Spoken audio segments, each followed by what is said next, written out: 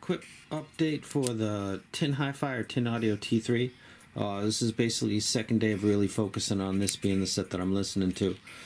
Detail is excellent. I got the T2s coming back so I can compare them directly for questions about that. Some people already probably have both, but I'll weigh in with my 2 cents. Hard to tell how much of this is new toy hype honeymoon period or how much I actually think these are actually audibly superior to the T2s. They sound like they got a teeny little bit more bass, which is what I wanted, and I'm not being stimulated in a bad way by the treble.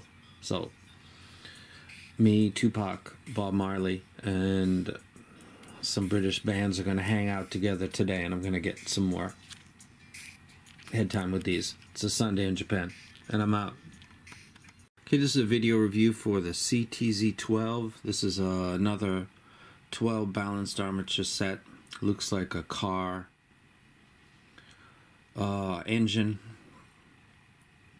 all souped up, ready to go. It looks really nice. The shape of the body is fantastic. The cable quality is very good. I don't like sparkles, but that's a personal taste thing. Listen to music. I won't get into it now. I'll explain to you why. Everything sounded,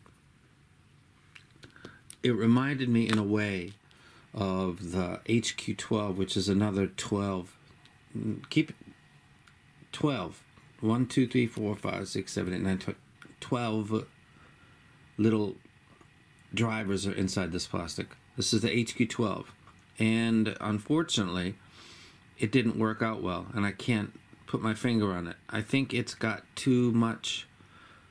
That's big. Let me see if I can put this for a comparison, which itself is big, but this is, we're looking at essentially the same part right here, and this gives you a little more room to get it in your ear, and this is just a big chunk of chocolate.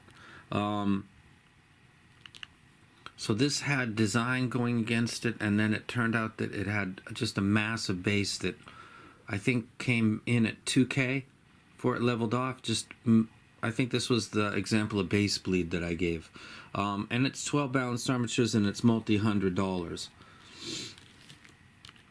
This is also a multi-$100 set, I believe.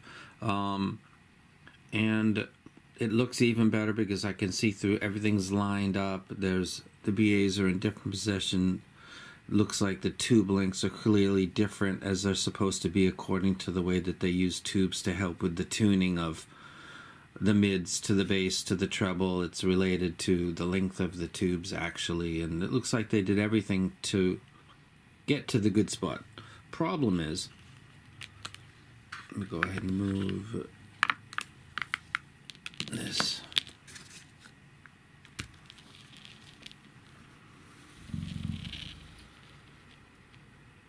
You don't want to use a graph for any more than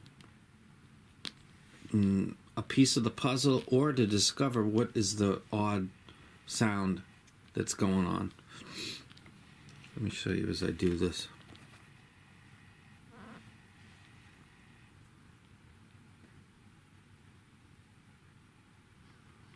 You just want to make sure that there's no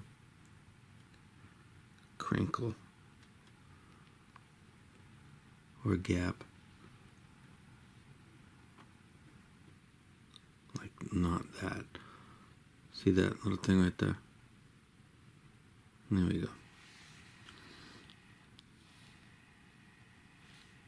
I got it set pink noise, and it's going to average itself out while we watch. It's set to 1 to 24. Reset it.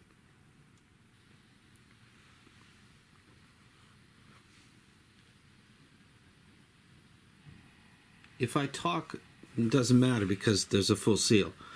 At no point and in no way does my voice affect it. However, if I were to touch the cable, microphonics usually sometimes will give, like there, you can see that right there. So let me reset it.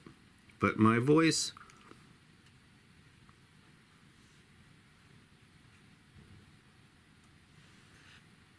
let me pause this for a second. I'm going to go ahead and take this tip off of here because I have a particular tip that I use every time for all sets because it fits into this coupling perfectly. So let me put this on real quick. If you pay close attention, you'll recognize these tips. I think they're the small, regular ones that come from file. That one fits in much nicer. Let me go ahead and reset.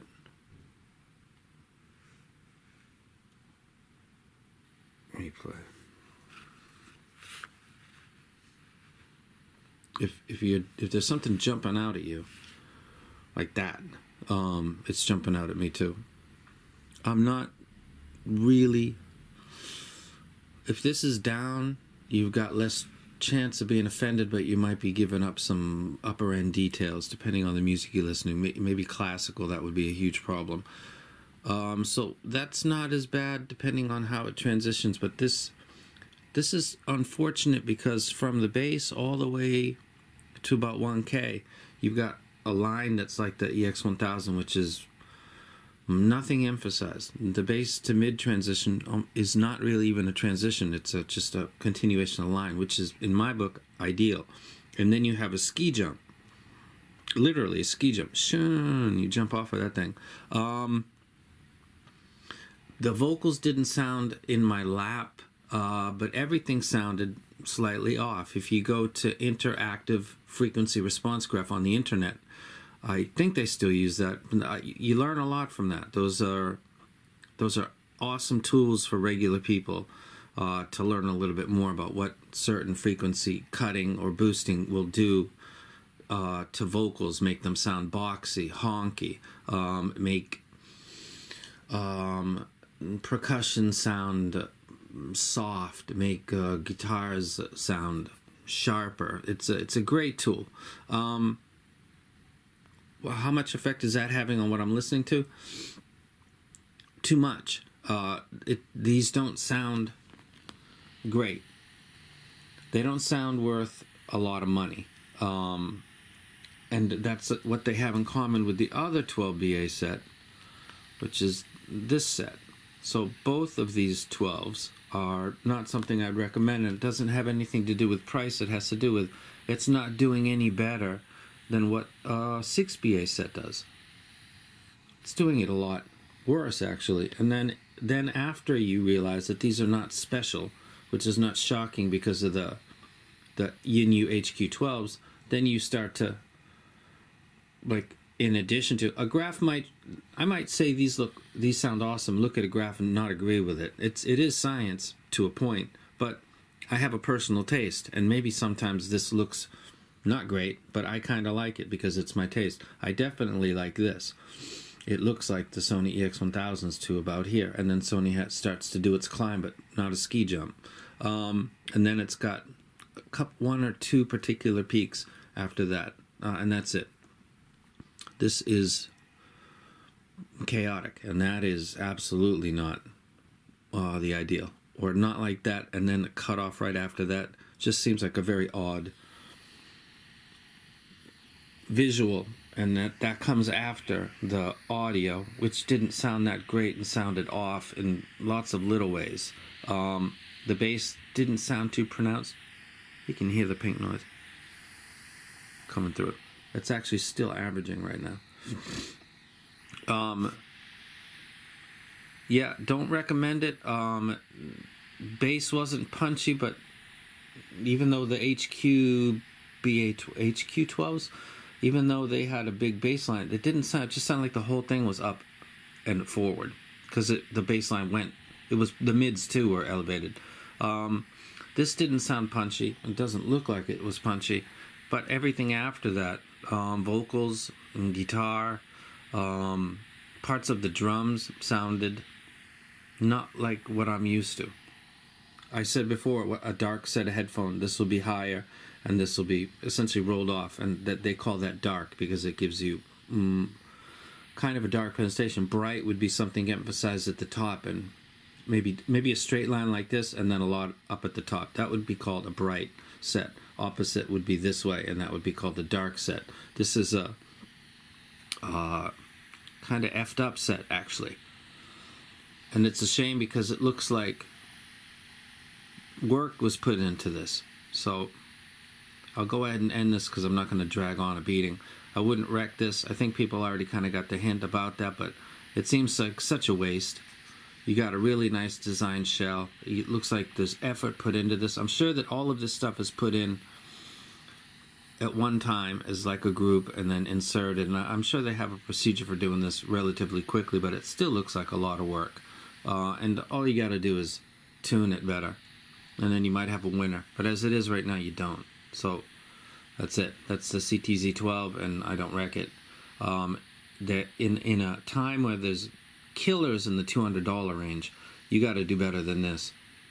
And also, it should be able to technically, with more drivers and with all of this work going into it, to be able to be done better, or a little teeny bit better, like in the hobby that this is.